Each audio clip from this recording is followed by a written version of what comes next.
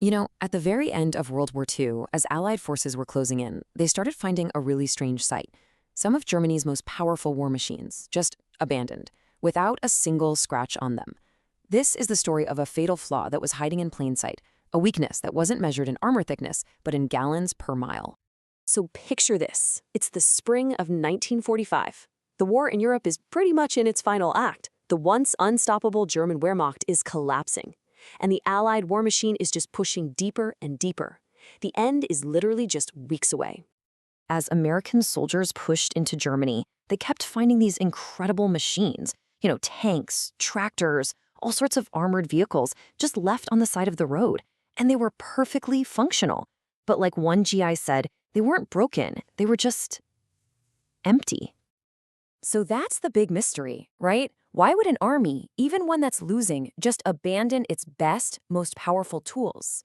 The answer wasn't battle damage. It was something way more fundamental, something that had been slowly draining the lifeblood of their entire army for months. And the answer, believe it or not, starts with this beast right here, the Sonderkraft Fahrzeug 7. This heavy half-track tractor was a true symbol of German engineering. It was powerful, rugged, and it was famous for towing those infamous 88mm guns all across Europe. This thing was the absolute workhorse of the army.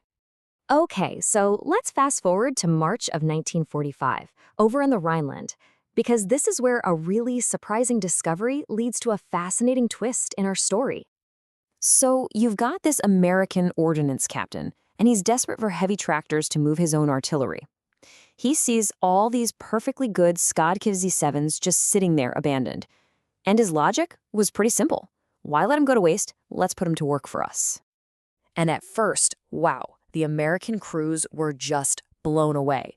The big Maybach engine was an absolute monster. The traction was incredible, and it could pull these massive guns like they were nothing.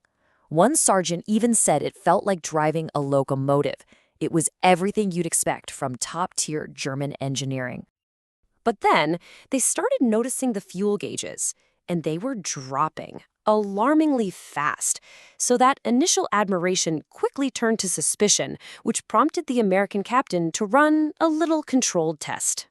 So he decided to pit the German powerhouse, the Sir.FZ7, against its American counterpart, the M3 half-track. And as you can see, this was a clear matchup of two different ideas: German power versus American efficiency. The German machine was built for raw brute force, while the M3 was all about mass production and, well, efficiency.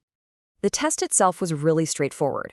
They set up the exact same 65-mile route through the same mixed terrain and had both vehicles tow a similarly weighted artillery piece. A perfect, clean, apples-to-apples comparison. The results were, well, they were absolutely staggering. The American M3 half-track, it managed a pretty respectable 3.8 miles per gallon.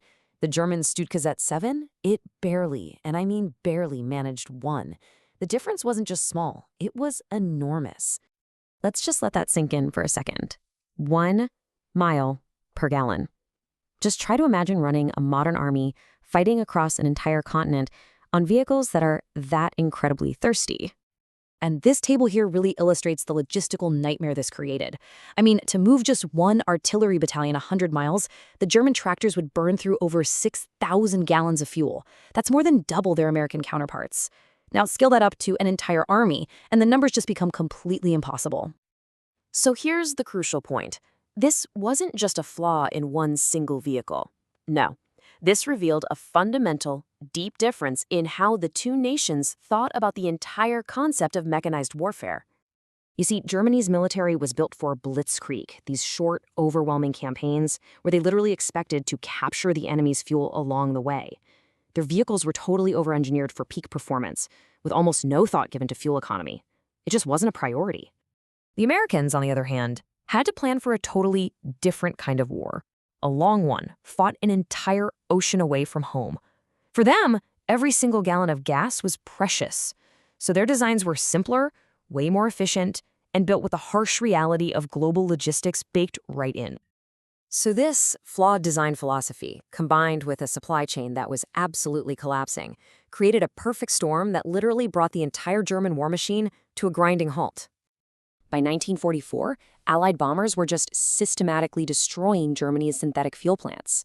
Then, the Soviets captured their last major source of natural oil over in Romania. In less than a year, German fuel production totally collapsed by over 80%.